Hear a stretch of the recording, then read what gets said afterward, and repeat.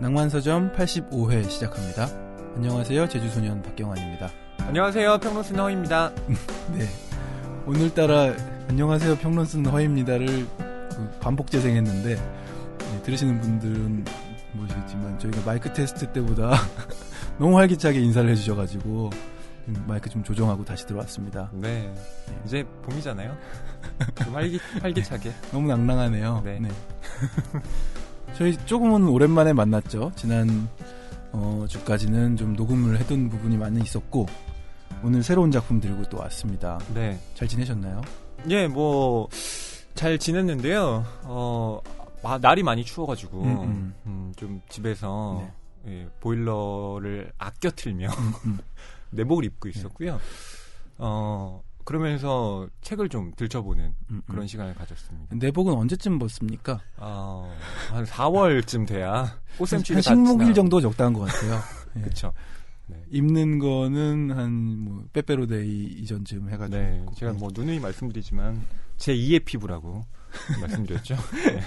좀 탈피하려면 시간이 걸립니다. 그렇습니다. 네. 경환 씨는 어떻게 지내셨나요? 네, 저도 뭐 추운 날은 오늘 좀 추운데 이렇게 입고 나오고 더 별로 되게 따뜻하더라고요 어제. 근데 코트 입고 나가서 계속 들고 다니고. 네네. 예, 뭐 그랬습니다.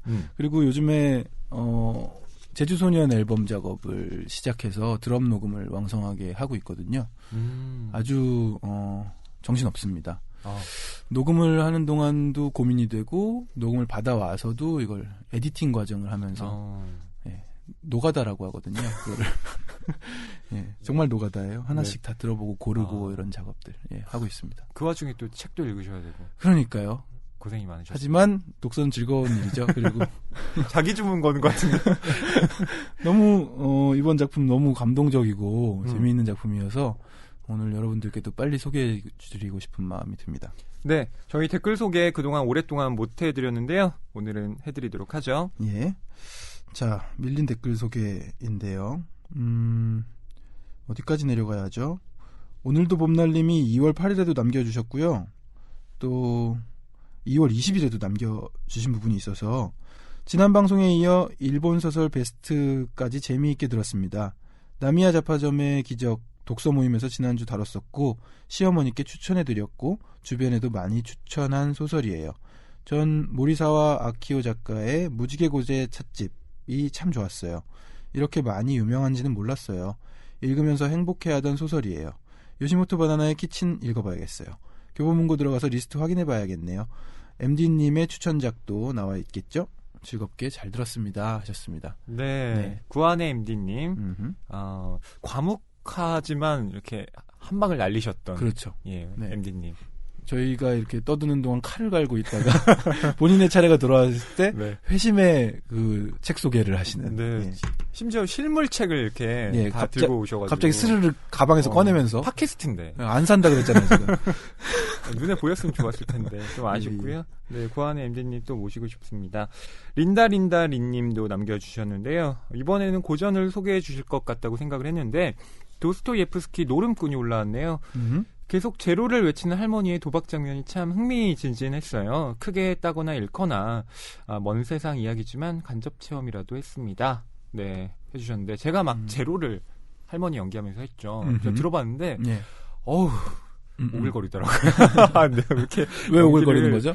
오바해서 했어요? 네. 절제됐던 것 같은데. 그래요? 네, 좀 더 오바해 주셔야 될걸요? 네, 할머니 톤으로 약간 늙은 톤으로. 제로. 경환 씨가 더 잘하실 것 같은데. 알겠습니다. 네. 그리고 앞으로 노름꾼 같은 이런 작품들로부터 고전을 좀 읽어보시겠다고 하셨습니다. 네. 노름꾼 참 재밌게 했었죠. 네. 자, 그리고 낭만 속의 그대님 2월 14일에 올려주신 댓글인데요.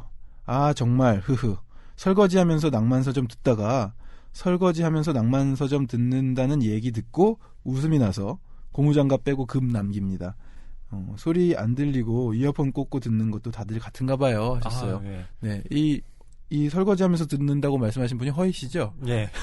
그 헹굴 때 물소리가 크게 나거든요. 그렇죠. 그럴 때는 항상 이어폰의 볼륨을 최대로 올려놓고 듣습니다. 저는 귓가 근처에 올려놓고 듣는데 네. 물소리랑 경쟁하면서 예, 들을 때가 좀 있습니다. 네. 자, 그리고 깐뒤 시퐁님인데요. 잘 듣고 있습니다. 저 같은 경우에는 제가 읽은 책에 대한 에피소드만 골라 듣고 있는데 어제는 육아의 여왕 재밌게 들었네요. 첨부가 한 개만 돼서 다 업로드하지 못했지만 제 리스트를 수줍게 공개합니다. 앞으로도 좋은 방송 부탁드려요 하셨습니다. 네, 이렇게 리스트 공개하는 거 되게 좋은 것 같아요. 예, 그런 측면에서 아마 초롱탱이 님도 그 리스트 공개에 자극을 받으셔서 올리신 것 같은데요. 그게 또 A4로 정리를 하셔가지고 낭만서점표 책 리스트를 만드셨어요. 야, 이거 낭만서점 작가로 지금 모셔야 되는 거 아닙니까? 이야, 진짜 이런 걸 만드셨네요. 굉장히 정성껏 네. 하나씩 보면서 방송을 들으며 하나씩 사보려고 와, 하신다고. 네. 이거 교보문고에서 사시면 저희 예. PD님이 되게 좋아하실 겁니다. 그렇습니다. 낭만서점과 연계된 구매 활동을 반기고 있습니다. 네. 예. 자, 그리고 짧게 댓글 남겨주신 분 계신데요. 럭티님입니다. 네. LUCKTY예요. 네.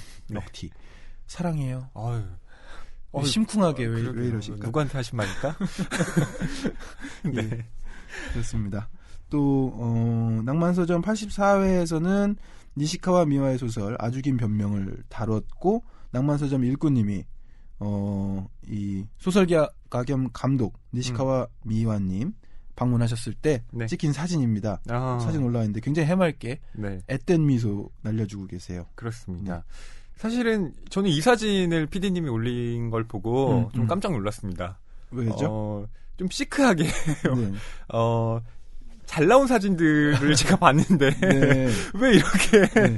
한국에 없다고 지금 이렇게 그러니까 이거 니시카와 미야 감독님이 보시면 별로 좋아할 사진은 아니겠다라는. 근데 제가 그날 만난 감독님의 성향으로는 네. 이 사진 좋아하실 수도 있을 것 같아요. 굉장히 소녀처럼 나왔잖아요. 근데 이제 하죠. 정적인 표정은 아니고 약간 생동감 있는 무슨 스포츠 그 신문에나 실릴 것 같은 네. 그런 표정인데 네. PD님이 왜 그러셨을까? 라는 생각을 좀 해봤고요. 네. 저희 댓글 남겨주신 분들 중에 책 선물 2분께 드릴까요? 네. 먼저 초롱탱이님 이렇게 표까지 만들어서 네. 책 리스트 만드셨고 방송 들으면서 하나씩 사보려는 계획을 하고 계신 초롱탱이님께 이 리스트 중에서 좀 줄여가시라고 저희도 책 선물을 좀 보내드리면 좋을 것 같습니다. 네, 그리고 깐디 시퐁님께도 인증샷 이 기념으로 예. 저희 책 선물 보내드릴게요. 공지사항에 있는 북뉴스@교보북점.co.kr로 책 받으실 주소를 남겨주세요. 네, 그리고 여러분께 알려드릴 소식 한 가지 더 있습니다. 네, 지난 연말이었나요?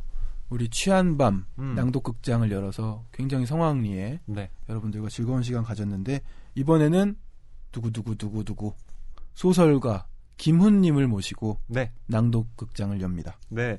3월 17일 금요일 7시 30분 저녁입니다. 네. 네, 광화문역 근처 공연장 아크홀에서 열리는 이번 공연은요. 소설가 김은혜의 신작 공터에서의 해설, 낭독, 그리고 작가와의 대화 시간이 준비되어 있습니다. 네, 저희 두 MC 박경환, 허희가 진행을 하고요. 낭독은 뮤지컬 배우 김성현 씨, 지난번에도 이기호 작가님 편에 출연해서 함께 했던 김성현 씨가 낭독을 준비해 주십니다. 저희도 아마 조금 역할이 배정될 것 같고요. 네, 이번 행사는 인터넷 교보문고를 통해 책을 구매한 독자에 한해서 무료로 진행이 되고요. 이 행사 참석은 이벤트 페이지 댓글창을 통해서 신청할 수 있다고 합니다. 예, 여러분들이 티켓을 구매하실 것이 아니라 이제 인터넷 교보문고를 통해 책을 구매하시고 신청을 하셔야 되겠네요. 네, 김훈 작가님의 팬이라면 교보문고에서 책을 구매하시고 이번 행사에도 오시는 게 일석이조의 효과가 아닐까 싶습니다. 공터에서 이 작품 선정되고 나서 벌써 조금은 읽었는데 다 읽으셨다고요? 네. 저는 앞부분 굉장히 임상적이게 읽고 뒷부분 남겨두고 있습니다. 네. 등장인물들의 이름이 좀 특이해요. 마장세, 마차세. 맞아요. 이 마씨 집안 사람들의 이야기인데 나오더군요. 네. 여러분 관심 많이 가져주세요. 책이 가득한 소설을 사랑하는 책방. 이곳은 낭만서점입니다.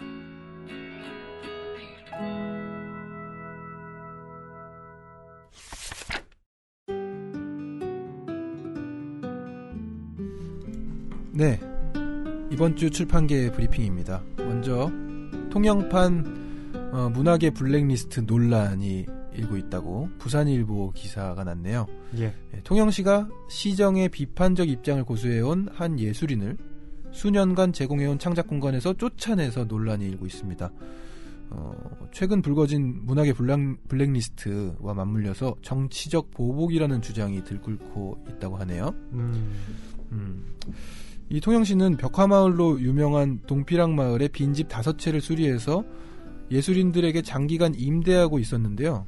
입주 작가는 1년에 6개월 이상 이곳에 거주해야 되는데 이 조건을 지키지 않았다고 얘기하는 겁니다. 예, 이런 문학의 블랙리스트 정말 있어서는 안 되는 일이 벌어지고 있는데요. 이 네. 통영에서 불거진 이 문제도 정말 블랙리스트였다면 네, 저는 정확하게 이 사안 밝혀줘야 한다고 생각합니다. 두 번째 브리핑은요. 문단 내 성폭력 그 후에 가해자가 사과를 한 이후에 명예훼손으로 맞고소를 했다는 내용입니다. 네, 한국일보 기사군요. 네. 지난해 10월에 SNS에서 시작돼서 들불처럼 번진 사건이 있었죠. 문단 내 성폭력 말하기 운동이 5개월째로 접어들었는데요. 가해자로 지목된 김모 씨 시인이 실형을 선고받는 등 성과도 적지 않지만 가해자로 지목된 문인들이 공개 사과 후에 피해자를 협박하거나 고소하는 등 2차 피해도 발생하고 있다는 겁니다.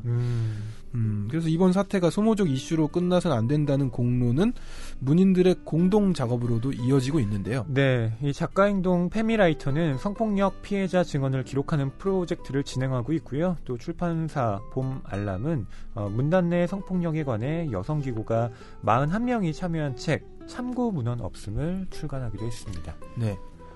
이게 굉장히 뜨거운 감자로 이슈가 됐었던 게 기억이 나는데 맞고소 사태가 벌어지고 있었군요. 예. 안타까운 일이기도 합니다. 세 번째 브리핑은 하루키 신작에 일본이 들썩거리고 있다는 소식인데요. 서점 앞에 장사진을 치고 있다고 합니다. 네, 무라카미 하루키가 7년 만에 발표하는 신작 소설이죠. 기사 단장 죽이기가 출간되자마자 일본 서점가에서 돌풍을 일으키고 있다는 이데일리의 보도입니다. 발매 개시와 함께 서점 앞에 긴 줄이 이어지는가 하면 초판만 130만 부를 돌파해서 일본 서점가가 들썩였는데요. 도쿄 시부야구의 한 서점에는 전날 밤부터 팬들이 줄을 서기 시작해서 이날 새벽 0시에는 대기인이 100명을 넘었다고 하네요. 예, 국내 출판사들도 이미 하루키 출간 경쟁을 벌이고 있는 것 같은데요. 아마 한국에서는 올 여름 혹은 가을에 번역돼 출간될 가능성이 높을 것 같습니다. 이상 출판계 브리핑이었습니다. 네, 오늘 85회 낭만서점에서 다룰 책은 박완서, 그 산이 정말 거기 있었을까? 이 작품입니다. 네, 박완서라는 이름은 한국 문학사에 정말 깊이 각인되어 있는 그런 이름입니다. 그렇습니다. 저는 고등학교 때 교과서에서 박완서 작가님의 작품을 처음 본 것 같아요. 나목. 나목. 데뷔작이잖아요. 네, 맞습니다. 그렇죠. 내신에도 나왔고 이 수능에도 나온다고 모의고사에 간혹 출제되었던 그런 지문이기도 했죠. 언어 영역에서 빠질 수 없는. 네. 지금은 국어라고 합니다. 예전에는 저희 때 언어 영역이었지만 정말 이렇게 제가 또 세대 차이가 나나요? 요즘엔 국어 A, B. 그렇구나. 몰랐네요. 우리 때까지. 그 산이 정말 거기 있었을까? 이 왠지 라임이 돋죠? 그 많던 싱아는 누가 다 먹었을까? 네, 맞습니다. 같은 소설 제목을 붙이시는데도 이렇게 라임을 차용하시는 부분이 있었던 것 같습니다. 예전에 그 모 방송국에서 책을 읽읍시다. 이런 프로그램이 있었잖아요. 책을 읽읍시다. 그때 선정됐던 책이 박완서 작가님의 그 많던 싱아는 누가 다 먹었을까였는데 그 작품의 후속편입니다. 예, 네, 그렇습니다. 그래서인지 우리 한국사를 돌아볼 수 있는 이야기들이 나오고요. 제 개인적으로는 굉장히 관심이 가는 그 시대를 이야기하고 있더군요. 네. 저 외갓집 놀러 가면 꼭 할아버지랑 같이 학도병으로 6.25 참전하셨던 얘기라든지 이승만 정권 때 3.15 부정선거 얘기 이런 얘기 하거든요. 네네. 그 생생한 증언이니까요. 예. 그래서 언제 또 들을 수 있을까 하면서 그 얘기를 많이 듣는데 여기 이렇게 박완서 작가님의 책을 통해서 또 그 시대의 이야기를 아주 생생하게 접할 수가 있었습니다. 맞습니다. 자, 박완서 작가님의 이 작가 소개 경환 씨가 좀 자세하게 해주실까요? 네. 1931년 경기도 개풍군 현재 황해북도입니다. 그곳에서 태어났고요. 교육열이 강한 어머니의 손에 이끌려서 서울로 왔고 숙명여고를 거쳐 서울대 국문과에 입학했으나 6.25의 발발로 학교를 그만두고 미 8군 PX 초상화부에서 근무했습니다. 네, 대학 입학이 이때 6월이었대요. 요즘엔 3월에 이제 학기 시작을 하지만 심지어 6월. 네, 그래서 딱 학교 5일 다니고. 아하. 네, 학교가 문을 닫은. 그랬군요. 네, 굉장히 정말 대학생활. 그래도 한 학기는 다녔을 거라고 생각했는데 아니었군요. 네, 짧게 하셨죠. 네. 자, 이 미8군 PX 초상화부에서 근무한 얘기도 소설에 나옵니다. 네. 예. 1953년 결혼했고요.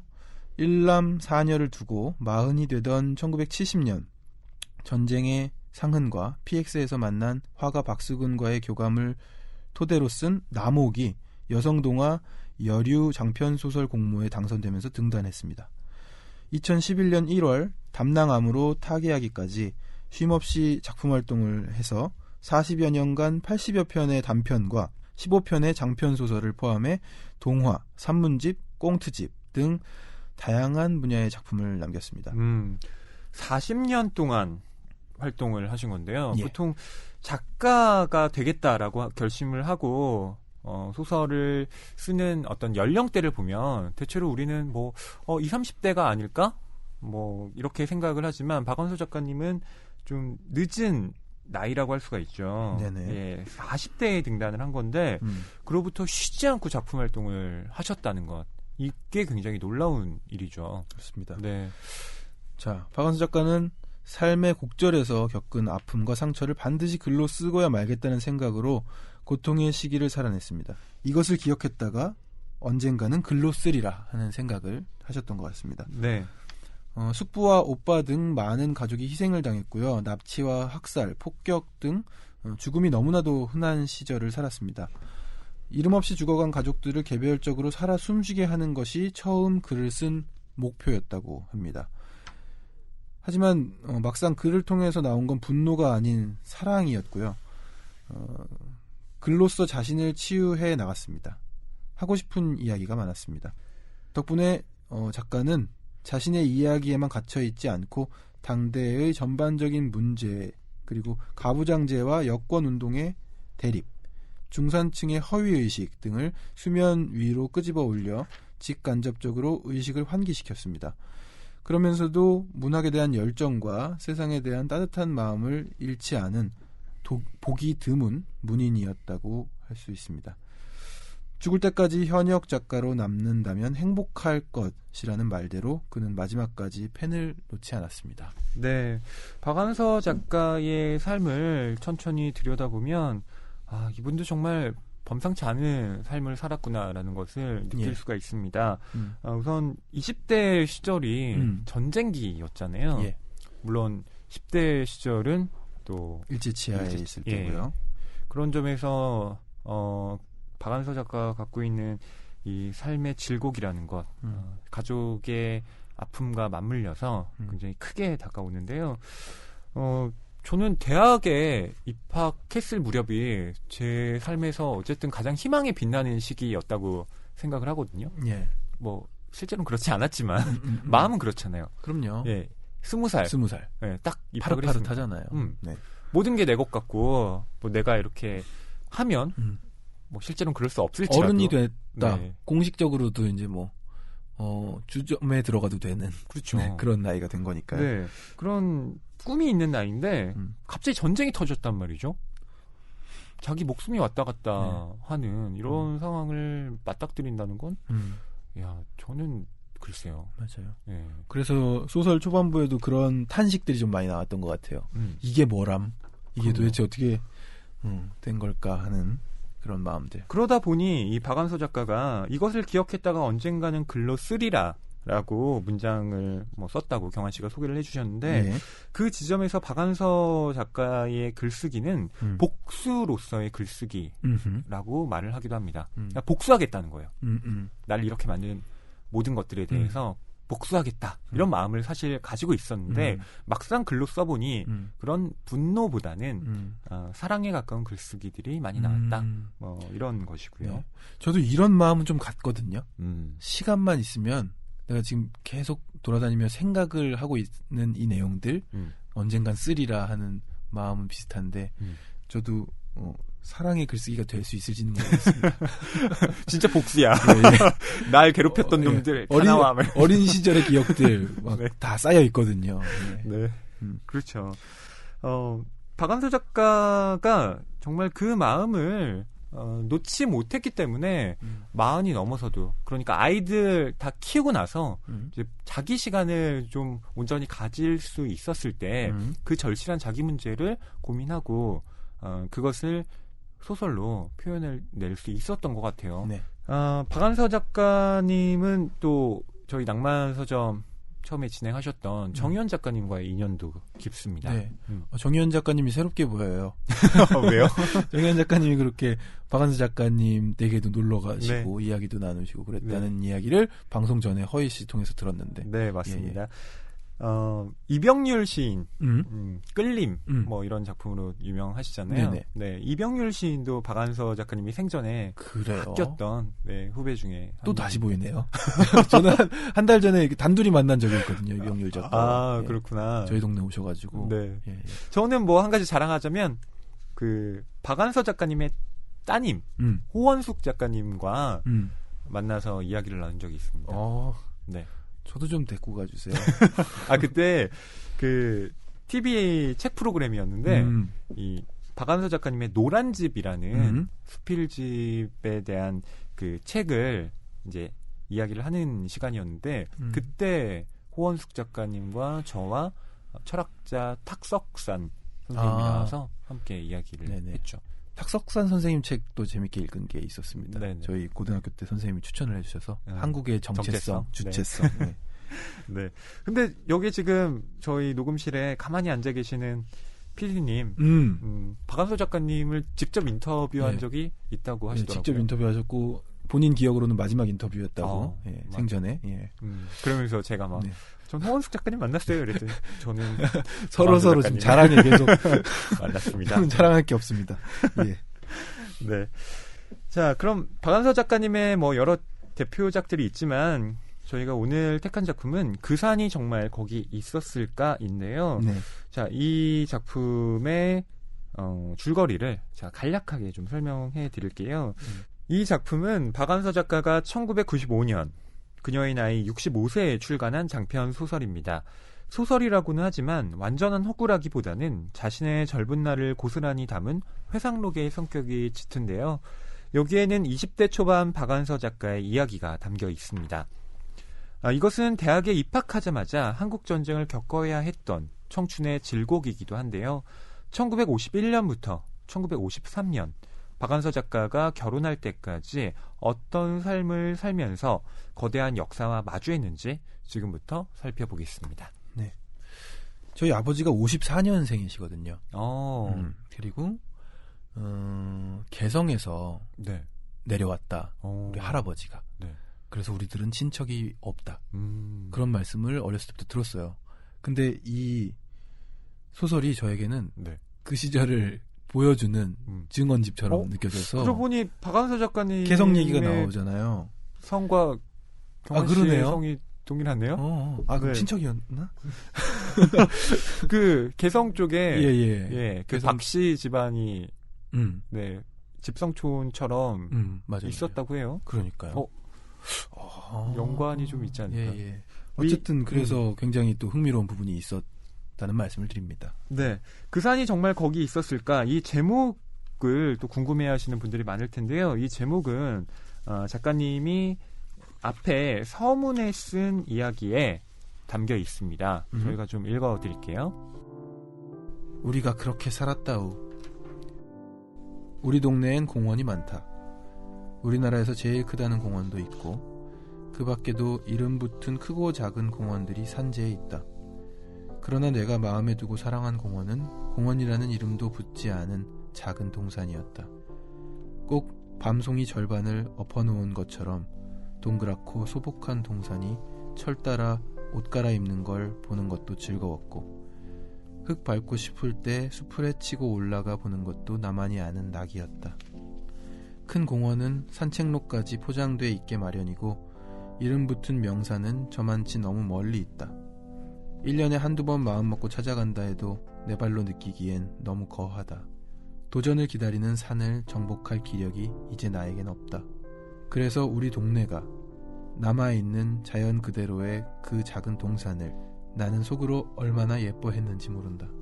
걸어서 가기에도 알맞은 거리지만 차 타고 그 앞을 지날 일이 있을 때는 그쪽으로 고개를 돌리고 하루도 같은 날이 없는 그 살아있는 표정에 인사도 하고 감탄도 했었다.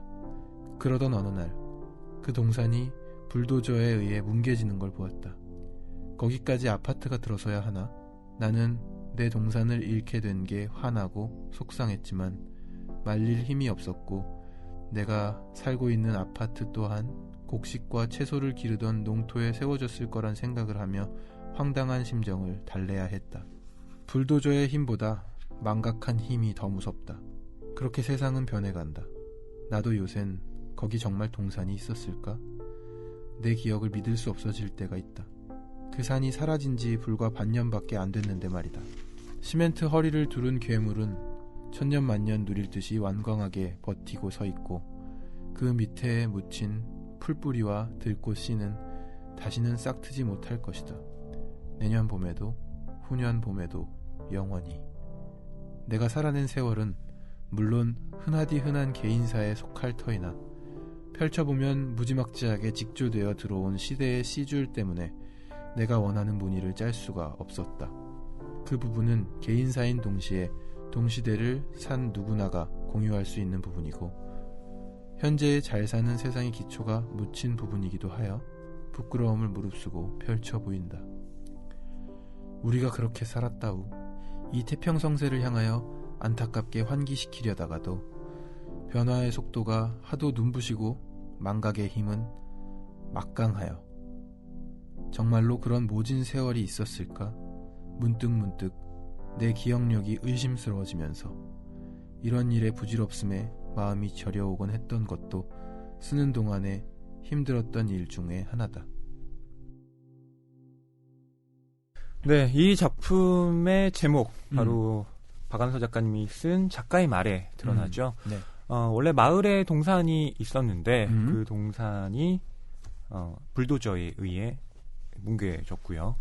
어느 순간 시간이 지나고 보니 정말 그때 그 동산이 거기 있었나? 있었을까?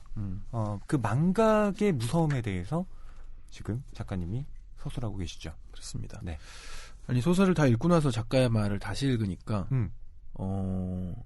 이 맥을 관통하고 있는 맞습니다. 그 내용이 좀 읽히네요.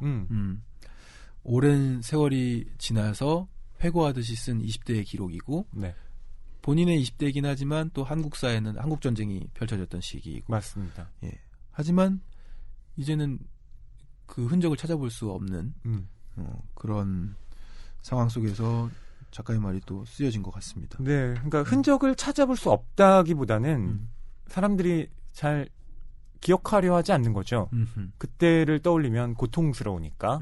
네, 그리고 지금 살기도 바쁜데 옛날 그 힘들었던 시절 떠올리면 뭐해? 라는 이런 마음들이 그때의 기억을 자꾸 없애버리는 방식으로.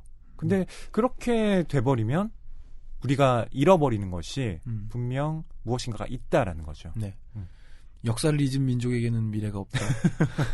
유명한 말이 또 떠오르네요. 네. 그 산이 정말 거기 있었을까?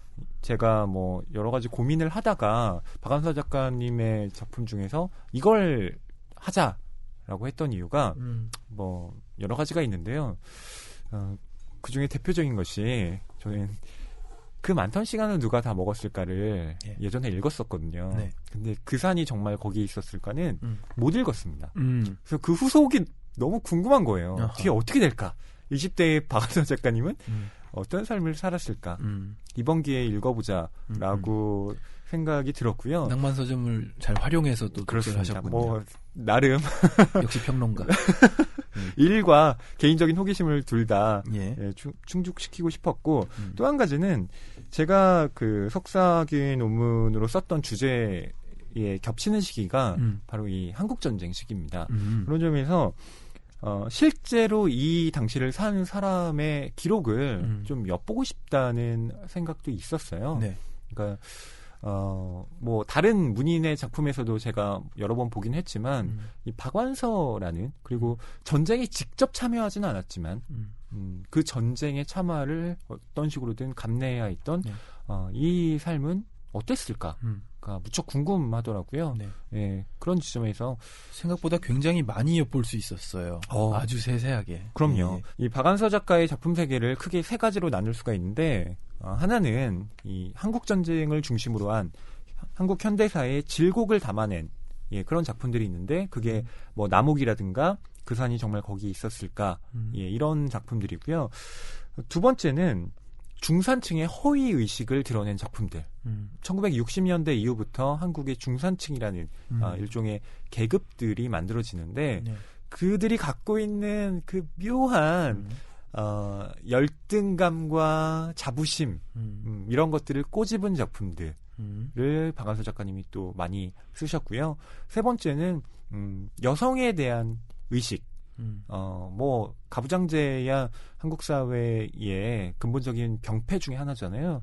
그런데 그 시대는 어땠겠습니까? 예, 여성들이 겪을 수밖에 없었던 삶의 아픔들을 그려낸 소설들이 또 박완서 작가의 이 세 번째 그 작품 세계로 또 논의가 되는데요.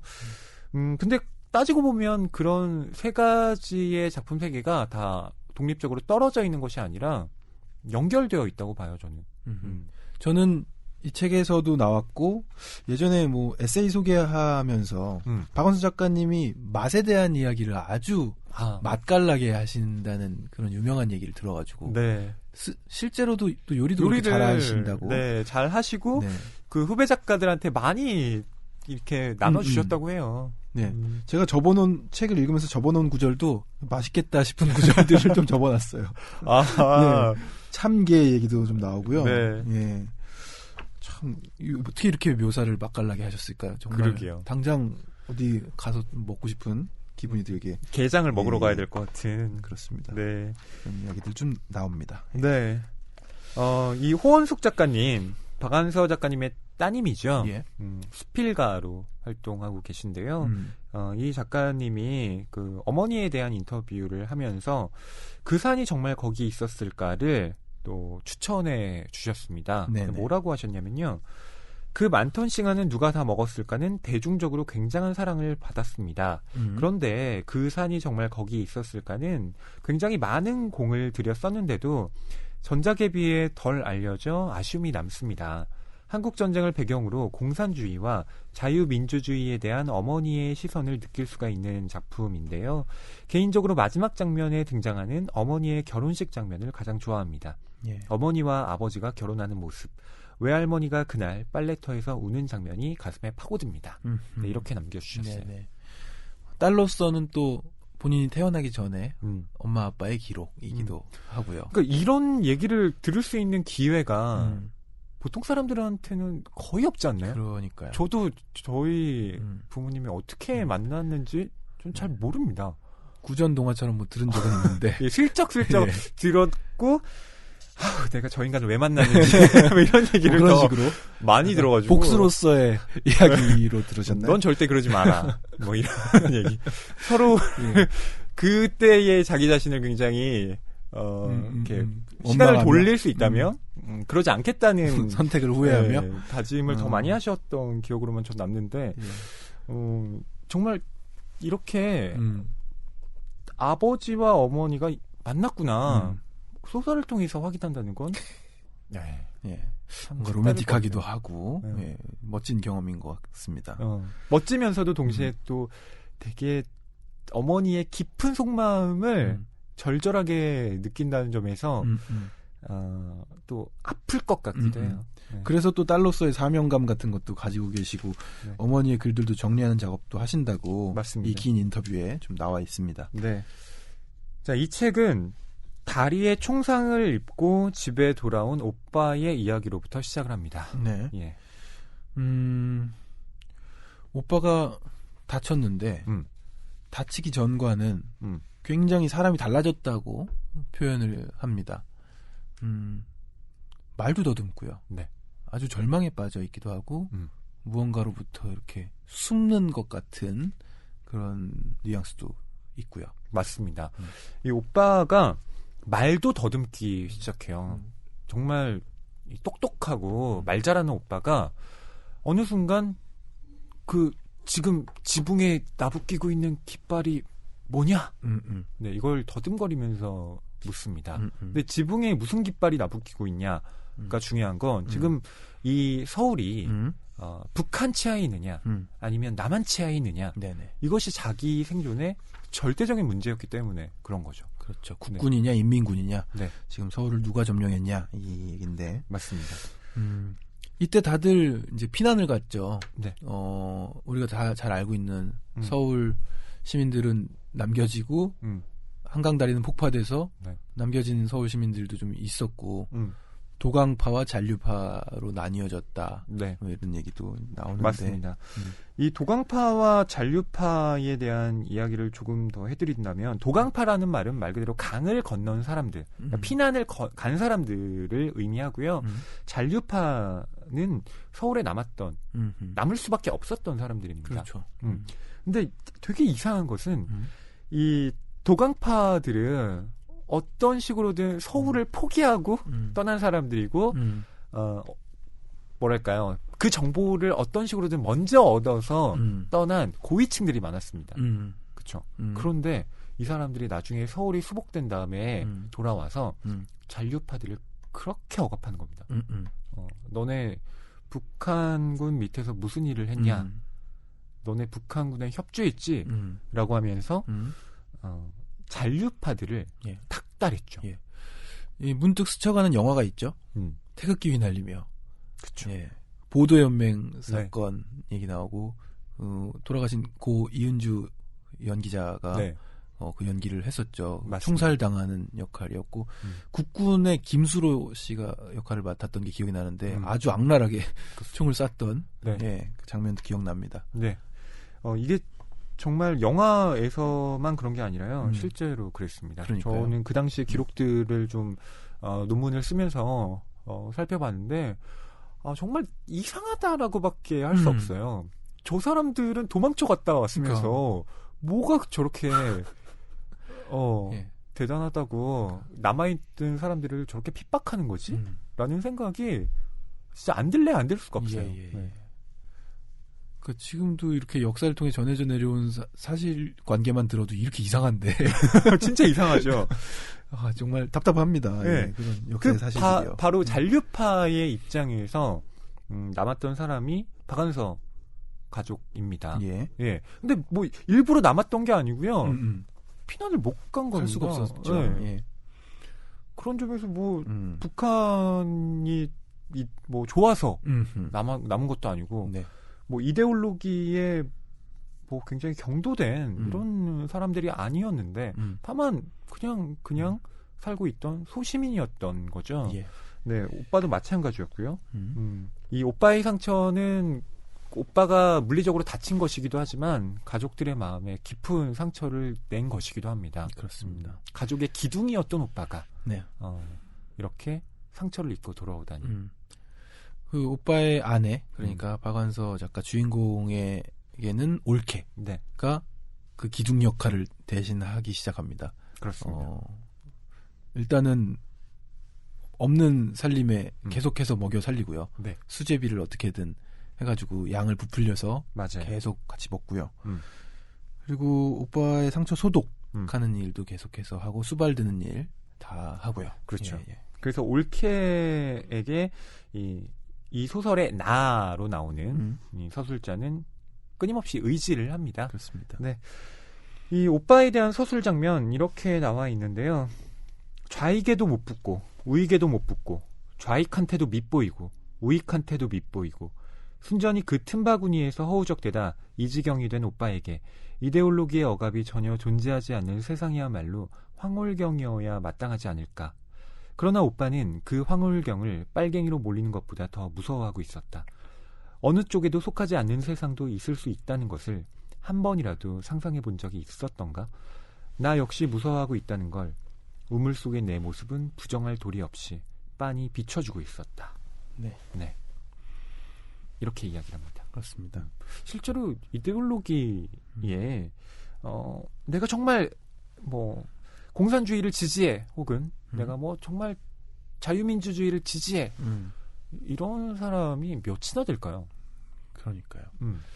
그 이데올로기가 그렇게 중요했던 그 시절을 살아갔던 소시민들의 이야기인데. 그러니까 공산주의나 뭐 자본주의나 결국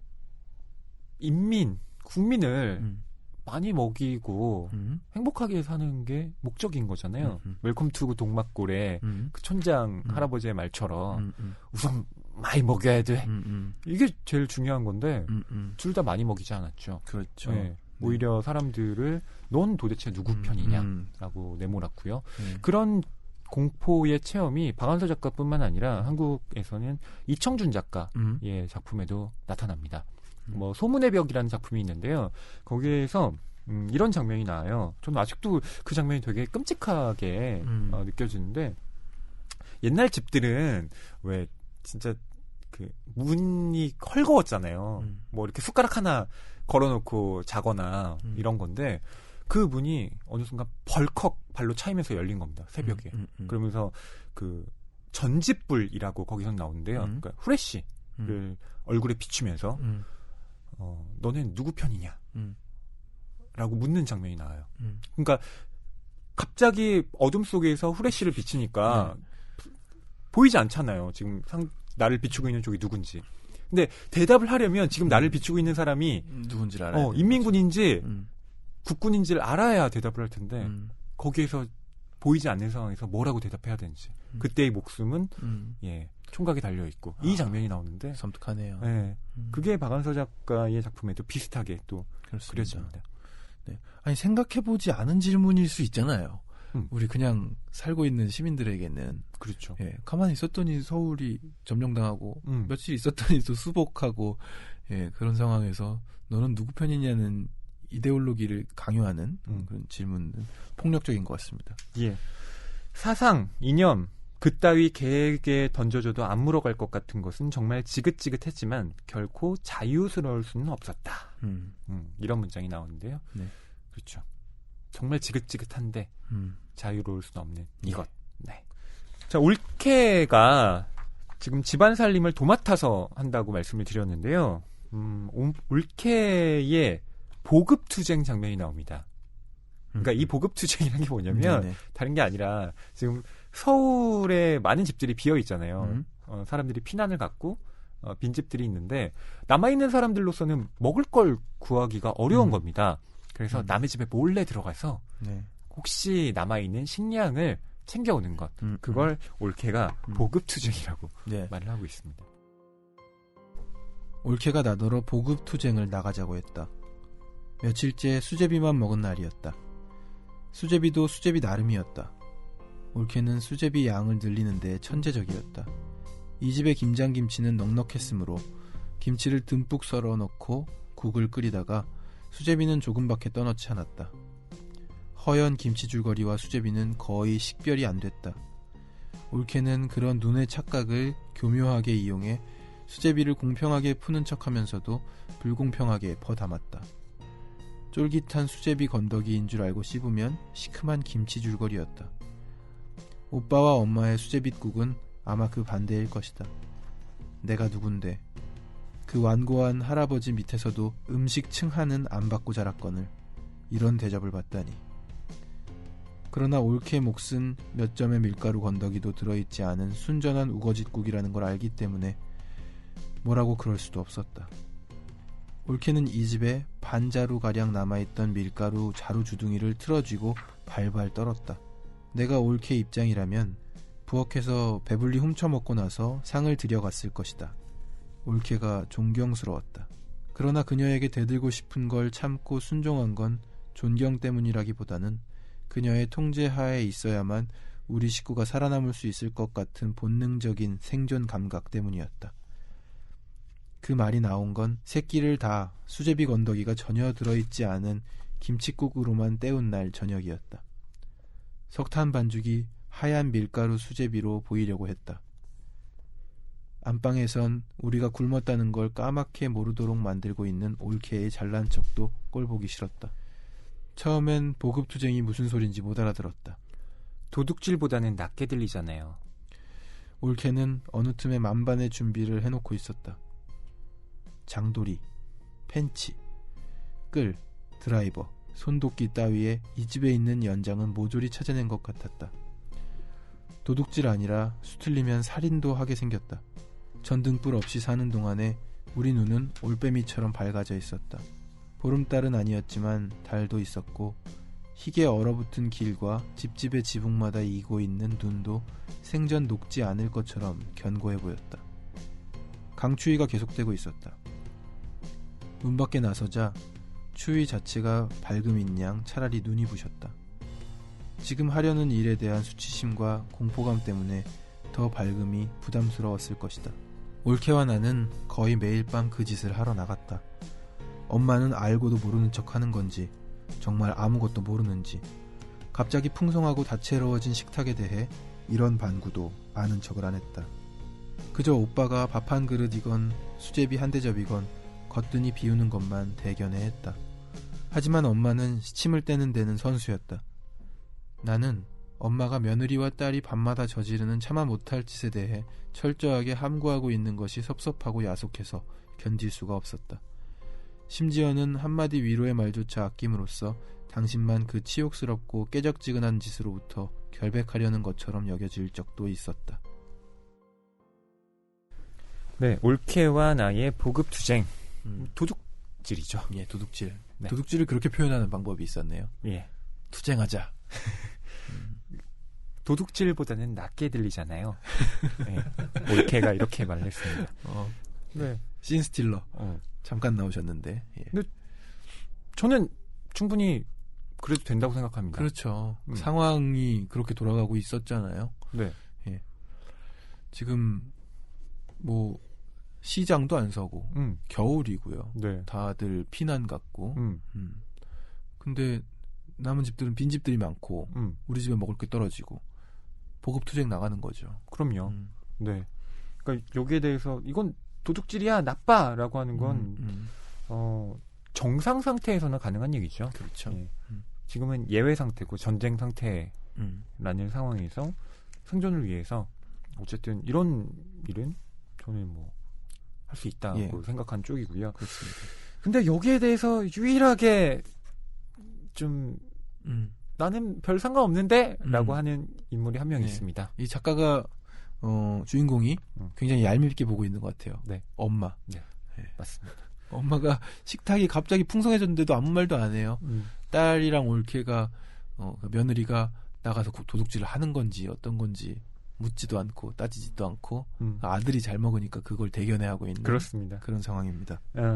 그러니까 이 엄마가 이런 치욕스럽고 깨적지근한 짓으로부터 혼자 그렇게 결백하려고 하는 거냐 이 부분에 대해서 서술자인 나는 용서할 수가 없는 겁니다.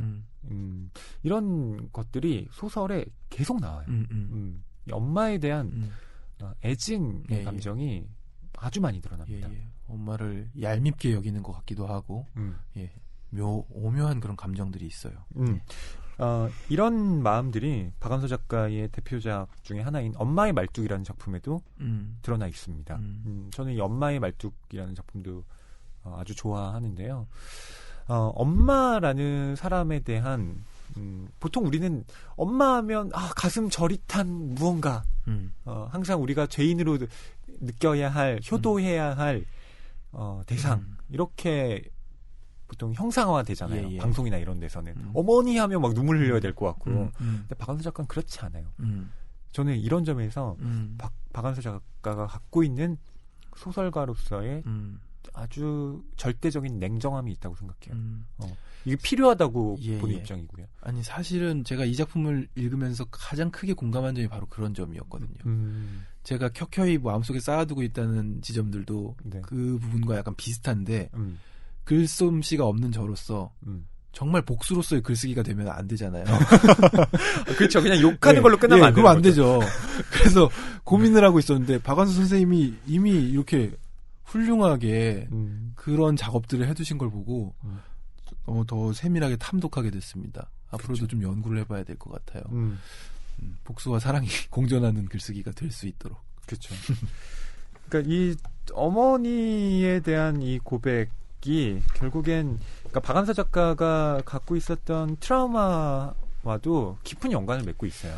네. 그러니까 95년 박완서 작가가 60이 넘어서도 그러니까 이 나이 이때는 손녀와 손자들이 있는 그러니까 할머니였음에도 불구하고 그 당신의 어머니에 대한 이 마음을 어쩌지를 못하고 있는 거죠.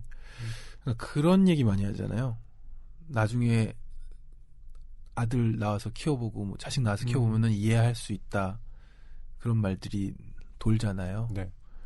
과연 그런가 하는 의구심들이 네. 제 안에는 좀 있습니다. 그럼요. 예. 그걸 뭐 똑같이 겪어봐야 압니까? 네네. 뭐 그건 상황마다 사람마다 너무나 다르니까요. 예. 네.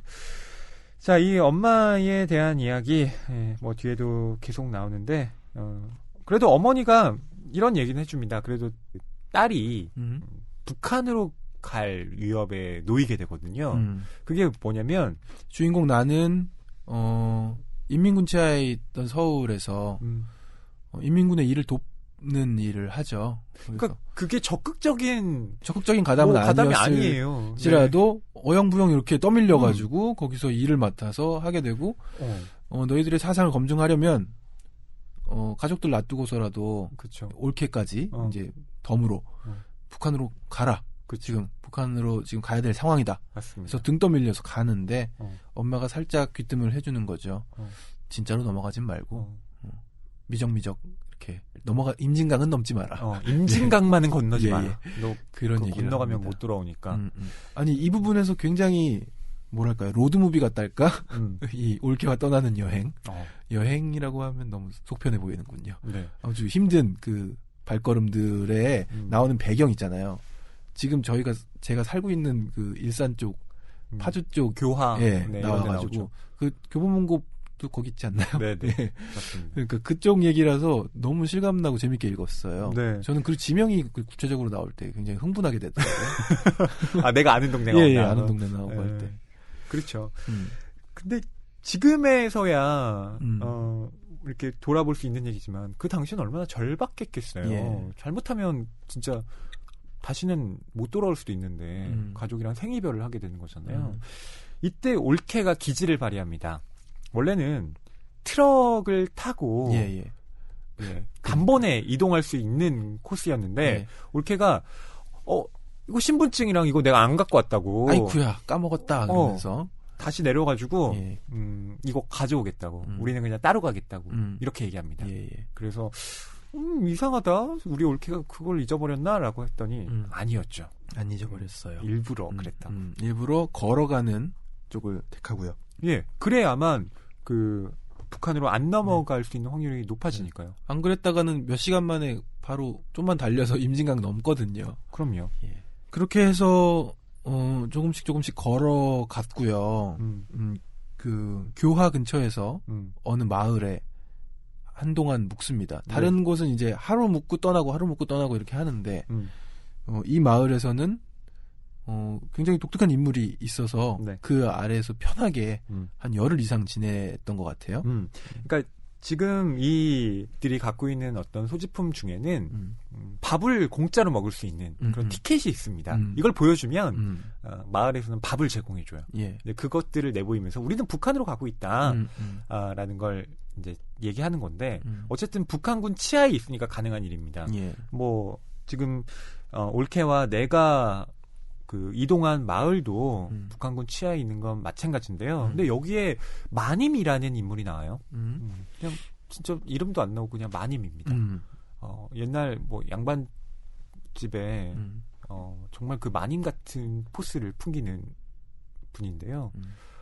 이분이 거의 이 마을의 어떤 촌장 같은 역할을 하면서 이 올케와 나를 보살펴 줍니다. 네. 마님 밑에 행랑어멈 이 있는데요. 사실 마님과 나이 차이는 크게 나 보이지 않는 할머니입니다. 근데 이 할머니가 허리가 기역자로 거의 꺾여 있다시피 한 정말 일을 많이 한 그런 할머니인데 이 마님은 이 행랑어멈을 정말 그냥 몸종으로 종 부리듯이 그냥 부려요. 그리고 되게 무거운 것도 지게 해요. 한 번은. 근데 갑자기 허리를 피시더라고요. 그렇죠. 예. 그 장면에서 저는 그 사안이 정말 거기 있었을까에 나름 유머가 있는 장면이었는데 그거 저희가 이따가 좀 읽어드리도록 하고요. 이 마님의 마을에서 오랫동안 머물면서 정말 오랜만에 안락함을 느끼게 되고요. 이왕이면 좀 더 있고 싶다라고 했지만 마님이 어느 순간 당신들 떠나야 한다. 떠나는 게 좋겠다. 이렇게 말을 합니다. 이 마님한테 솔직하게 이야기를 했거든요. 우리는 정말 북한으로 가고 싶어 가는 게 아니라 어쩔 수 없이 지금 가는 상황이고 몸을 좀 피신하고 싶다. 이렇게 말을 하고 마님은 뭐 알았다고 이야기를 하는데 지금 마을 상황이 안 좋게 돌아가기 시작한 겁니다. 그들이 계속 몸을 의탁할 수 없게 만드는 상황이 펼쳐지게 되면서 좀 이제 다른 데로 가야겠다고 교화 쪽으로 가면 좋겠다고 말을 합니다. 저는 이 장면에서 좀 아이러니한 게 뭐 책에도 나와 있지만 그 행랑 할멈이 그러니까 행랑 어멈이 이렇게 굽신굽신 되는 게 이 명색이 공산주의 치하인데 이런 주인과 종의 관계가 어떻게 가능하지? 내가 그렇게 궁금해합니다. 원래 공산주의 역시 모든 인민은 계급이 없다는 거잖아요. 평등하다는 건데 여전히 유교적인 이런 습속 옛날의 방식이 남아있는 것에 대해서 놀라워하죠. 네네. 그 뭐 이데올로기가 하루아침에 깃발이 바뀌고 이렇게 바뀌는 그런 시대에서 속속들이 다 바꿔놓지 못한다는 게 증명되는 것 같네요. 어느 날 아침 마님은 처음으로 넋궁 두어 번 현이를 어르는 척 하더니만 우리에게 떠나는 게 좋을 거라고 했다. 청천벽력 같은 소리였다. 그동안 열흘 가까이 보호받고 살았다고 벌써 바깥 세상이 무서웠다. 세상의 정체가 확실해질 때까지는 머물러 있게 될 줄 알았다. 야박하게 생각 마루. 다 댁들 좋고 이 어린 것 안전하라고 그러는 거니까. 이 동네가 아주 고약한 동네라우. 산이 깊어서. 지난 가을에도 미처 도망 못 간 인민군이 산으로 들어갔다고 소탕전인가 뭔가 하느라고 이 근처가 온통 전쟁터가 됐었다우. 동네 사람이 상하진 않았어도 집은 폭격 맞은 집보다 그때 불태워진 호수가 더 많을걸. 이번에도 암만 해도 무사히 지나갈 것 같진 않아요. 그러니까 교화면으로 가 있어요. 이 근처선 교화가 옛부터 양민들 피난고장이라우. 두 강이 만나는 평지라 몸 숨길 때는 만만치 않고 도망가기는 어려워서 전쟁터로 마땅치가 않아서 그럴 거유. 논이 많아서 먹을 것도 많고 인심도 후하다우. 난들 왜 서운하지 않겠소. 젊은 사람들 냄새만 맡아도 어딘데. 마님이 일러주는 말은 간곡했고 우리를 보내기 서운해한다는 것도 의심할 여지가 없었다. 교화 가는 길을 대강 알아가지고 우리는 당장 길을 떠났다. 마님은 우리가 극구 사양했는데도 기어코 잎사를 몇 대박 우리 짐에 쑤셔 넣어주면서 할멈한테 동구 밥까지 여다 주라고 했다. 할멈은 집안에서 다닐 때 허리를 거짓말 보태지 않고 정확하게 직각으로 구부리고 다녔다. 그런 할멈한테 무거운 임을 일하니 알다가도 모를 마님이었다. 마님의 혹독한 몰인정에 말로는 항의를 못했지만 마지막 작별 인사가 어째 곱게 나오지 않았다. 그러나 할멈은 한수를 더 떴다. 그까짓 거 휘딱 엿아줄 테니 이리 줘요. 오랜만에 인연의 허리도 좀 필 겸. 허리가 꺾어진다는 소리를 그렇게 꽈다가 하는 줄 알았더니 정말 허리를 일직선으로 펴는 것과 동시에 보따리를 반짝 들어 머리에 이는 것이었다. 눈 깜짝할 새에 일어난 일이었다. 무슨 속임수 요술을 보는 것 같았다. 우리는 마님이 배웅을 나와준 것도 아닌데 구렁제를 떠나기가 차마 아쉬워 돌아보고 또 돌아보며 동구 밖을 나섰다. 마님의 그늘을 벗어나는 게 그렇게 두려웠던 것이다. 사람이란 얼마나 간사한 것인지 열흘도 못 되는 호강에 그렇게 약골이 되고만 것이다. 할멈은 마님이 분부한 것보다 훨씬 멀리까지 우리를 바래다 주었다. 그동안을 줄곧 꼿꼿이 일직선을 유지하던 할멈이 임을 우리에게 넘겨주자마자 즉시 꼬부랑 할멈으로 돌아갔다. 나는 그게 너무도 이상해서 아깐 어떻게 그렇게 허리를 펼 수가 있었느냐고 물었더니 할멈이 오히려 이상하다는 듯이 꼬부리고 어떻게 임을 인대요. 그런 재주가 없으니까 펼 수밖에요. 그러면서 호호호 합죽하게 웃는 것이었다. 저는 이 네. 꼬부랑 할머니 요술쟁이 같아요. 예, 그러니까요. 네. 무거운 임을 일하고 했다고 나오는데요. 이때 임이라는 게 그러니까 머리에 일만한 정도의 짐을 이야기합니다. 저는 이 꼬부랑 할머니가 저희 돌아가신 친할머니 생각이 많이 나게 하더라고요. 저희 할머니도 허리가 많이 구우셔가지고 늘 지팡이 짚고 다니셨거든요. 근데 어느 순간 이렇게 허리를 쭉 펴실 때가 있어요. 가끔. 진짜 무거운 가능해요? 네, 가능하더라고요. 그렇구나. 그냥 허리를 구부리고 다니시는 게 편해서 그러시나 보다 그러면. 예, 어느 순간 그렇게 일을 많이 하셔가지고, 예. 그러니까 농사일 왜 밭일, 논일 하려면 계속 허리를 구부릴 수밖에 없잖아요. 그러니까 그게 그렇게 자세가 되어버린 겁니다. 예, 물론 허리가 얼마나 아프셨겠어요. 그렇군요. 근데 이 장면 한편으로는 희극적이기도 하지만 예.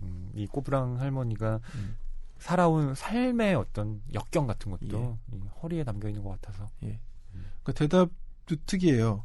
아니 어떻게 그렇게 허리를 펼 수가 있으세요? 그러니까 안 펴고 어떻게 임을 이어? 이렇게 대답을 하는 거죠. 호호호 합죽하게 웃는다. 이 표현 너무 좋았어요. 저는. 예. 네, 이렇게 해서 교화로 간 올케와 나는 요게 좀 머무르다가요 다시 서울로 돌아오게 됩니다. 북한으로 넘어가진 않아요. 네, 네. 다행히 임진강은 넘지 않습니다. 네, 돌아와서 생활을 다시 가족들과 모여 하게 되는데 이 오빠에 대한 이야기 또 안 할 수가 없죠. 예. 국군 치하에 있을 때 또 다시 피난을 가야 되는 일이 벌어지고요. 오빠는 옳다구나. 이제 남으로 피난을 갔다 오면 우린 떳떳할 수 있다라고 생각하면서 피난을 가자고 합니다. 아픈 몸을 이끌고도. 근데 여기서 오빠가 피난을 가겠다고 찾아낸 이 고장도 이상한 게 이게 오빠의 전처. 그러니까 여기 나왔던 올케는 재혼입니다. 예. 그 오빠가 사별을 했기 때문에 아내와 그 세상을 떠난 옛 아내의 친정으로 가겠다라고 지금 마음을 그렇죠. 고백하고 있는 겁니다. 예, 전처가로 가겠다고. 그러니까 피난 갈 데도 없잖아. 우리 남쪽에 친척도 없잖아. 라고 얘기했더니 왜 없어? 하면서 들이민 게 바로 전처가인 거죠. 그걸 듣고 정말 모든 사람이 어이없어 합니다. 어떻게 그럴 수 있지? 근데 오빠의 심리 상태가 그렇지 않았던 거예요. 그러니까 오빠가 지금 정상적으로 뭔가 사리 판단을 할 수 있는 그런 심리가 아닙니다. 네, 이데올로기가 사람을 이렇게까지 또 강팍하게 만들어 놨다고도 볼 수 있는 것 같고요. 그렇죠. 그러니까 피난이라는 신분증 얻어야겠다. 그거야말로 나의 생존을 보장해 줄 수 있다. 이런 마음을 먹었고요. 결국 떠납니다. 예.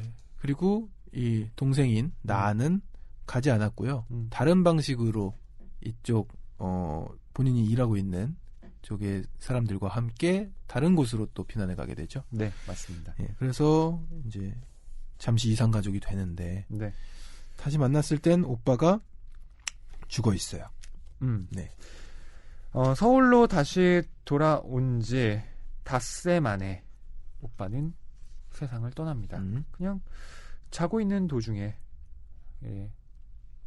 세상을 떠나요. 예. 오빠는 죽어 있었다. 복중의 죽음도 차가웠다. 그때가 몇 시인지 우리는 아무도 시계를 보지 않았고 왜 엄마 혼자서 임종을 지켰는지도 묻지 않았다. 엄마도 자다가 옆에서 끼쳐오는 싸늘한 냉기 때문에 깨어났을지도 모른다. 체온 외엔 오빠가 살아있을 때하고 달라진 건 아무것도 없었다. 눈 똑바로 뜨고 지키고 앉아 있었다고 해도 아무도 그가 마지막 숨을 쉬는 순간을 포착하지 못했을 것이다. 총 맞은 지 8개월 만이었고 거기 다녀온 지 닷새 만이었다. 그는 죽은 게 아니라 8개월 동안 서서히 사라져간 것이다. 우리는 아무도 그의 임종을 못 본 걸 아쉬워하지 않았다. 그 대신 그의 너무도 긴 사라짐의 과정을 회상하고 있었다. 엄마가 밤중보다 몇 배나 크고 격렬한 소리를 낸 것은 오후 늦은 시간이었다. 우리는 엄마가 미치는 줄 알았다. 오늘 안으로 아들을 내다 묻어야 한다고 엄마는 그렇게 펄쩍펄쩍 뛰면서 소리 지르는 거였다. 우리 집에 모여 앉은 많지 않은 사람 중에서 가장 먼저 그림자이기를 거부한 이는 역설적이게도 사자였다. 엄마가 먼저 맡은 불안의 냄새는 역질처럼 무섭게 우리한테 번졌다. 우리는 엄마를 덩달아 콩 튀듯 팥 튀듯 뛰기만 할 뿐 어쩔 바를 몰랐다. 스스로 썩어감으로써 우리하고 정을 때려는 오빠가 싫고 무서웠다. 그건 옳게도 마찬가지였을 것이다. 수레꾼이 제 마음대로 정한 자리는 공동묘지 지나 농가 뒤쪽 비스듬한 밭머리였다. 농가는 비어있고 밭에도 풀만 길길이 자라고 있었다. 수레꾼과 숙부가 널과 같이 싣고 온 삽과 뿔괭이를 내려서 밭이 끝나고 둔덕이 시작되는 곳을 후비적 후벼파기 시작했다. 엄마와 올케가 비로소 통곡을 터뜨렸다. 수레꾼이 누가 오면 어떡하려고 그러느냐고 야단을 쳤다. 마을이 멀지 않았다. 괴괴했지만 사람이 안 사는 마을 같지는 않았다. 이건 숫제, 안매장이었다. 안매장이라는 의식이 우리의 일손을 빠르게 했다. 나도 덤벼들어 거들었다. 하관을 하고 흙을 덮고 나서 봉분을 만들고 막대기로 표시를 했다.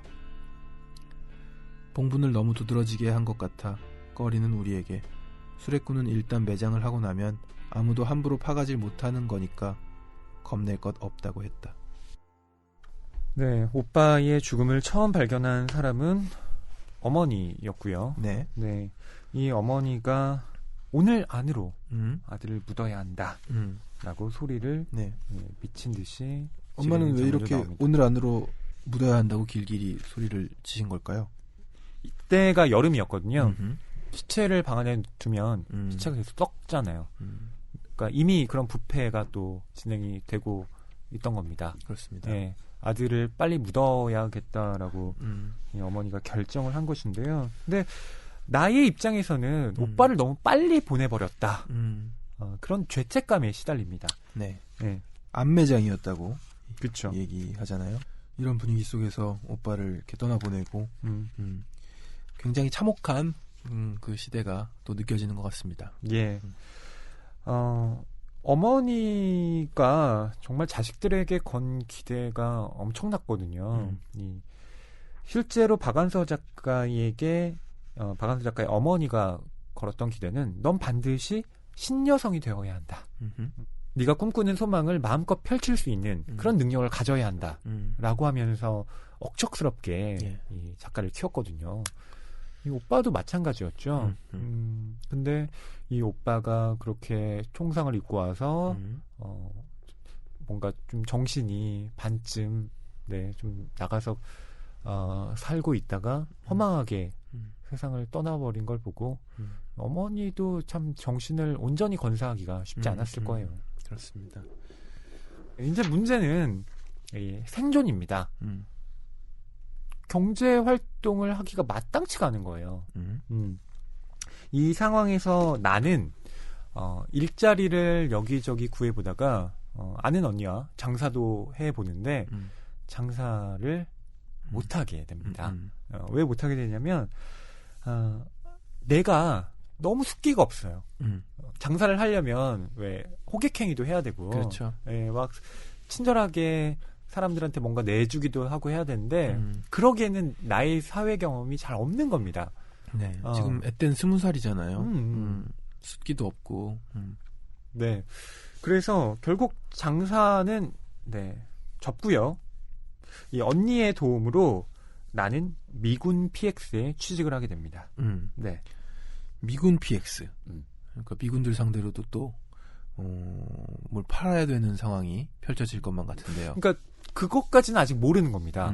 우선 미군 PX에서 일하게 된다고 하니 그래도 구할 수 있는 일자리 중에선 제일 낫지 않느냐. 그리고 당시에는 미제라고 하면 최고였잖아요. 김미 초콜릿 뭐 이런 거 있잖아요. 그렇죠. 그게 한국인들을 되게 비하하는 발언으로 여겨지기도 했잖아요. 예. 그러니까 초콜릿만 던져주면 쟤네들 다 좋아한다. 진짜 그 초콜릿도 왜 새 걸 주는 게 아니라 자기가 먹다가 그냥 주머니에 넣어놓은 거 애들한테 이렇게 그 동냥하듯이 던져주고요. 이런 게 되게 많이 나오는데 여기에서도 그렇습니다. 그러니까 미국이라는 것은 지금 당시 한국인들에게 있어서는 어떤 절대적인 국가였던 거예요. 모든 부를 다 가지고 있었고 거기에서 흘러나오는 어떤 물건들로 암시장도 주변에 형성되어 있고요. 많은 한국인들이 그 미군의 어떤 부속물로 먹고 살아가는 처지였다는 것을 좀 알아둘 필요가 있죠. 그래서 부대찌개라는 음식도 생긴 거 아니겠습니까? 맞습니다. 예. 부대에서 나온 찌꺼기들을 가지고 네. 모아서 끓여서 근데 그렇게 맛있는 음식이 되나요? 네, 어쨌든 지금이야 뭐 고급 재료를 또 쓰잖아요. 근데 네. 당시에는 그랬겠습니까? 그렇습니다. 네. 얼마나 또 우리가 먹고 살기 힘들었던 그 시절이었으면 그런 음식도 만들어졌나 생각해 보게 됩니다. 예, 이 미군 PX에서도 그러니까 위탁 경영 업체를 선정합니다. 미군들이 자체 운영을 한 게 아니라 한국인 업자에게 물건을 팔 수 있는 어떤 권리를 내어주는데요. 허사장이라고 하는 사람이 거기에서 몇 가지 권리를 얻어냅니다. 이를테면 그 한국의 특산물을 파는. 네. 근데 이때 한국의 특산물이라 그러면 뭐 한복이라든가 뭐 뭔가 한국을 대표하는 것들을 팔 것 같은데 그렇지 않아요.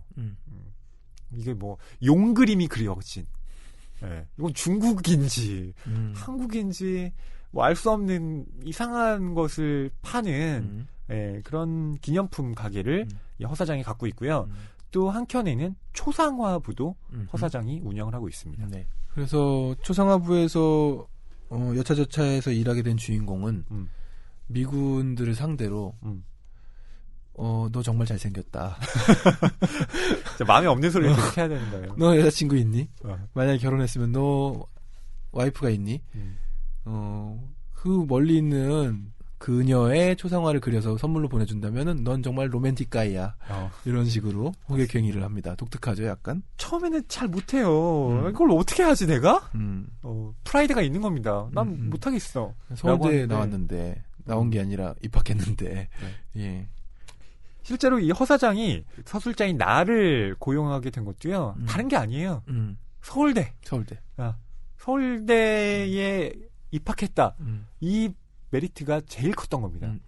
그래서 이 서술자 나와 친한 언니가 상의를 할 때 사실은 내가 너 소개해 주는데 너 영문과 나왔다 그랬다? 이렇게 자기도 모르는 사이에 공문과인데 영문과로 바뀌어 그렇죠. 있어요. 예.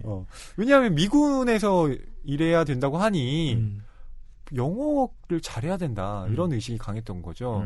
그래서 이 서술자 나도 그래 언니 잘했어 그게 나을 거야 라고 해서 혹시 진짜 시키진 않을까 되게 걱정해서 갔는데 막상 허사장은 영어 잘하는 사람은 따로 있고 나는 당신한테 그런 거 시키지 않아 이렇게 얘기를 하죠. 예. 그러니까 내가 부리는 부하 직원 중에 서울대 나온 여성이 있다는 그런 자부심도 갖고 싶은가 봐요. 인류 이게 필요했던 거예요. 허사장이 그렇죠. 그러니까 학력이 높지 않은 사람이었기 때문에 서울대 나온 직원을 내가 부리고 있다. 그러니까 나는 더 높지 않느냐. 이런 과시욕도 있었던 거죠. 그렇습니다. 네. 근데 월급은 또 잘 챙겨줍니다. 이 월급 때문에 가족들이 먹고 살죠. 자, 이 미군 PX에 취직해서 초상화부의 책임자가 된 나. 여기에서 누구를 만나게 되느냐. 바로 지금은 그 유명한 박수근 화백을 만나게 됩니다. 그렇습니다. 이 미군 PX에서 초상화부를 지휘 통솔을 하면서 화가들을 거느리게 되는데요. 네. 그 거느리는 화가들 중에 한 명이 박수근 화백인 거죠. 네. 그리고 심지어 이 화가들에 대해서 작가인 나, 그러니까 별로 탐탁하게 생각하지 않습니다. 그 사람들한테 물어봐도 저 사람들 그냥 간판쟁이야. 극장에서 왜 포스터나 그리다가 온 사람들이라 뭐 1년은 인류야. 그런 거 없어. 라는 얘기를 듣고 되게 무시하는 마음을 가져서 자기보다 좀 한참 연배가 높은 아저씨들인데 호칭도 그냥 어이 박씨, 어이 김씨 이렇게 불렀다고 나옵니다. 내가 영업해서 따온 일이잖아. 똑바로 소화해야 될 거 아니야 하는 그런 뉘앙스예요. 그렇죠. 그러니까 화가 입장에서 보면 그때 참 나는 맹랑한 아이로 보였을 것이다. 이런 대목도 나와요. 네, 이 화가들도 또 군말 없이 이렇게 좀 합니다. 네, 왜냐면은 같이 상생하는 관계라고도 볼 수 있으니까요. 그녀가 진짜로 영업해서 따온 그 일감을 가지고 그림을 그려서 돈을 버는 거니까. 맞습니다. 여기에서 나는 월급을 받는데요. 화가들은 월급제가 아닙니다. 수당제예요. 초상화를 얼마나 그리느냐에 따라서 돈을 받기 때문에 화가들의 입장에서는 어쨌든 일감을 많이 따오는 게 중요했던 겁니다. 원래 그 일감을 따오는 일을 어떤 이군이라는 소년이 했습니다. 이시성을 가진 이 소년이었는데 진짜 말도 안 되는 영어로 막 호객행위를 합니다.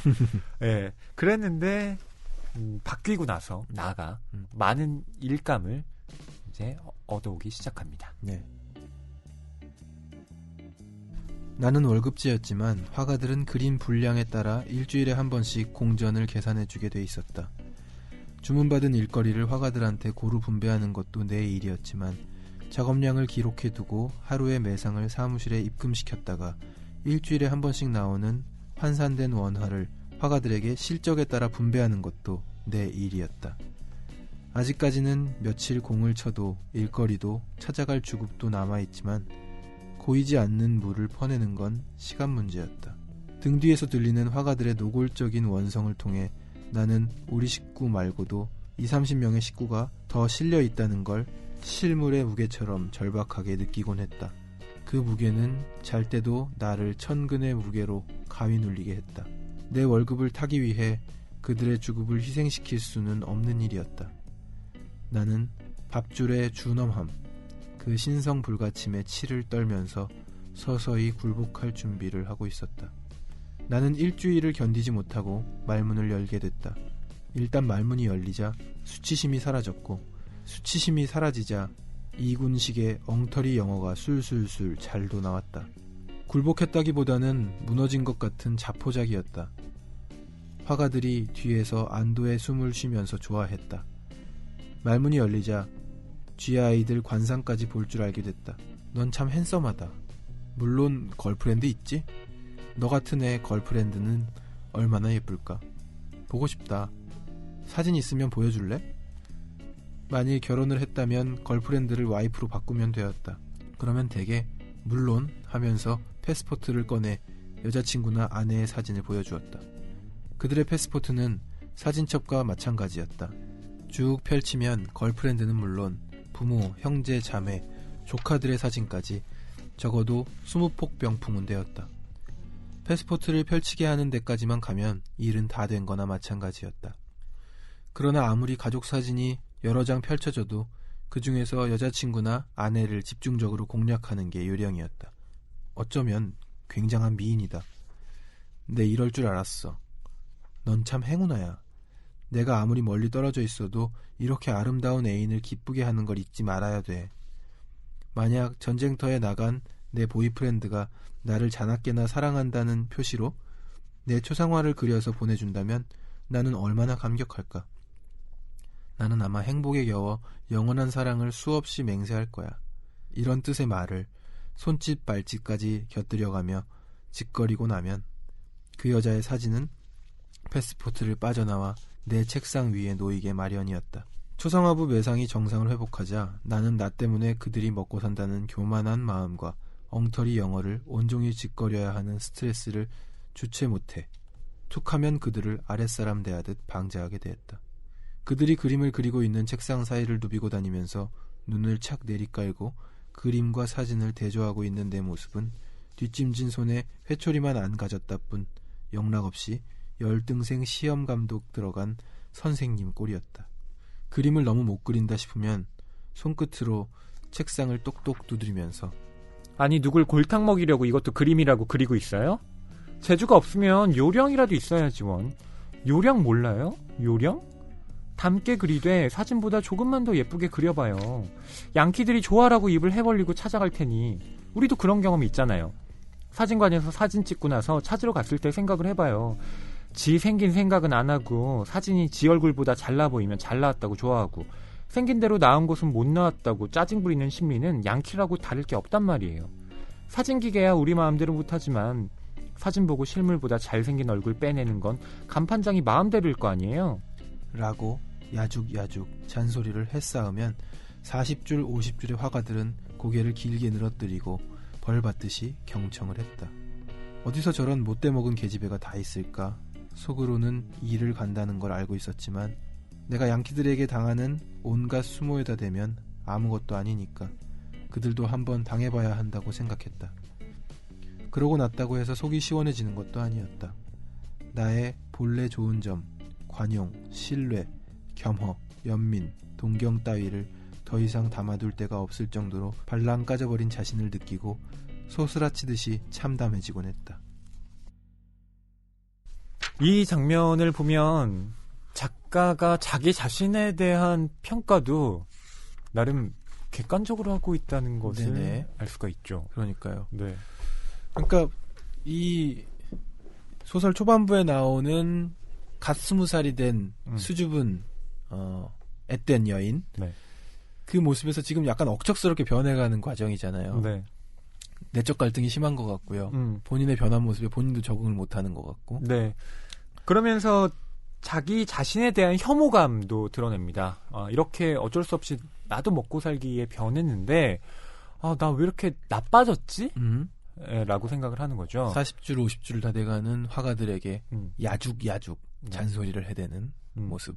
좀 예쁘게 그려봐요. 예쁘게 이렇게 하는 거죠. 그걸 그림이라고 그렸냐고. 예. 맞습니다.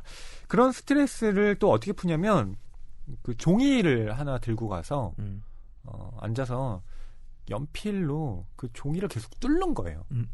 네, 보통 우리가 불안할 때 그런 거 많이 하잖아요. 뾱뾱이 예, 맞아요. 그걸 이렇게 택배 온 거 누르기도 하고 하는데 이때의 나는 그렇게 막 연필로 종이를 뚫는 무언가를 계속 찌르고 싶은 그런 욕망을 대변하는 거겠죠.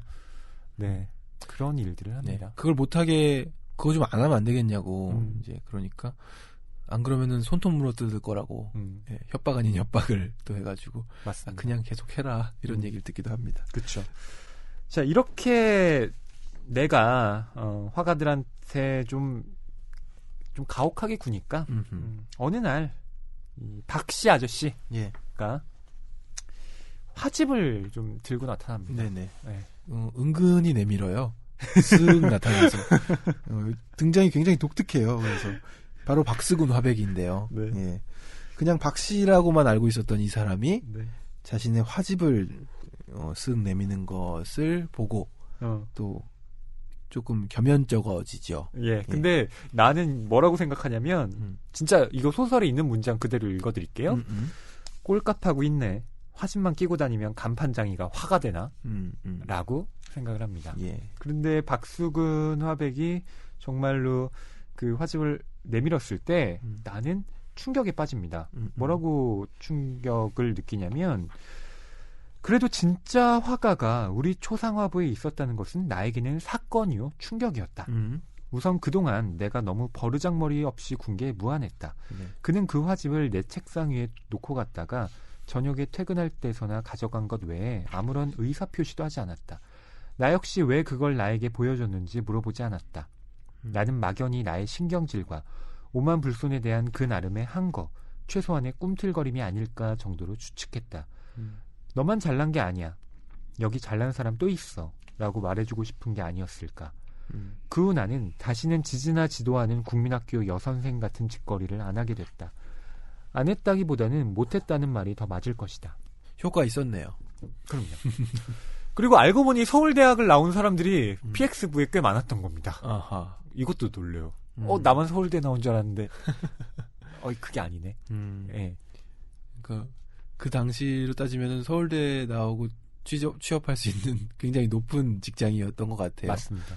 저는 박완서 작가님의 그러니까 이런 부분이 이제 읽으면서 참 아릿하게 다가와요. 그러니까 보통 자전 소설을 쓴다고 할 때요.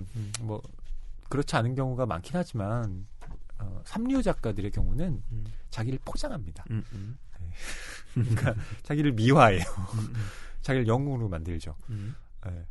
뭐 내가 불의에 한 거거나 네. 굉장히 과장해서 그런 것들을 쓰거나 우리 부모님에 대해서 막 되게 상찬하는 걸 쓰는데 박완서 작가는 그렇지 않습니다. 엄마에게도 냉정하고요. 자기 자신에게도 냉정하게 회고를 합니다. 이게 바로 저는 인류 작가가 가질 수 있는 정확한 태도라고 생각해요. 네. 그래서인지 더 가슴 깊이 파고드는 감동이 있는 것 같고요. 그 시대를 보여주는 이 작품 안에서 정말 생생함이 느껴져서 아주 재미있게 또 읽기도 했습니다. 그렇죠. 이후에는 PX에서 만난 네, 호씨 성을 가진 남자와 결혼을 하는 것으로 이 작품은 끝나게 됩니다. 그러니까 이제 작품이 뒤로 갈수록 소설이지만 거의 뭐 자서전에 가까운 그렇죠. 그런 이야기들이 나오는 거죠. 맞습니다. 결혼하는 장면으로 마무리가 되는 거고요. 예. 그 전에 지섭이라는 남자와 또 짧은 연애를 하는 장면도 있어요. 예, 예. 네. 그 당시에 러브 스토리들이 이렇게 또 적나라하게 들어가 있으면 괜찮으실지 모르겠지만 아니 예, 괜찮으셨겠죠. 없었던 일도 아니고 예. 있었는데요, 뭐. 그럼요. 예. 그리고 예. 그것에 대해서 그냥 회상을 하는 건데 뭐 어떻습니까? 왜요, 경환 씨? 그냥 그 따님의 입장에서 한번 생각해봤어요. 근데 우리 엄마가 재밌게 읽을 수 있죠. 예. 이런 연애를 했지, 좋을 것 같아요. 그러니까 꼭 우리 아버지하고만 사랑을 할 필요는 없었던 거잖아요. 그러니까 그 전에. 예. 네. 거기까지 하죠. 알겠습니다. 지금 그 산이 정말 거기에 있었을까? 이 작품 안에 들어있는 이런 장면들이 또 개별적인 작품들로 다 녹아 있습니다. 제가 아까 말씀드린 엄마의 말뚝이라는 작품이 바로 이걸 배경으로 하고 있고요. 또 박수근 화백과의 만남은 예. 남옥이라는 작품에 또 자세하게 서술되어 있죠. 네. 그러니까 큼직한 줄기를 보려면은 이 책을 보고 그렇습니다. 또 세세한 것을 보기 위해서는 그 작품들을 또 읽어보면 되겠군요. 그렇습니다. 네, 궁금해집니다.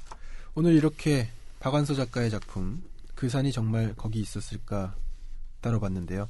전쟁과 청춘이라는 소제목도 다뤄봤습니다. 네. 어떠셨나요? 20대 시절에 전쟁을 겪는다는 건 뭐 전쟁이 어떤 시절에 겪든 참혹하고 힘든 것이지만 가장 찬란한 순간에 가장 엄혹한 순간과 맞닥뜨린다는 건 개인사로서는 정말 불행한 일인 것 같아요. 네. 저는 그럼에도 불구하고 박완서 작가가 그 시절을 통과해내면서 증언으로서의 기록, 예. 복수로서의 글쓰기를 해냈고 그런 점에서 작가의 작품을 통해 현재 우리가 그 시대를 새롭게 기억하고 되새길 수 있는 것이 아닌가 싶었습니다. 네. 이제 요즘에 정말 펼쳐지고 있는 조기 대선도 치러야 할 것 같아 보이고요. 이제 좌우 이념이 좀 낡은 것이 됐으면 좋겠다는 마음도 가져보면서 이 작품을 읽기도 했습니다. 예. 오늘 낭만서점 85회 박완서 작가의 그 산이 정말 거기 있었을까? 이렇게 마치고요. 저희는 다음 이 시간에 다시 돌아오겠습니다. 안녕히 계세요.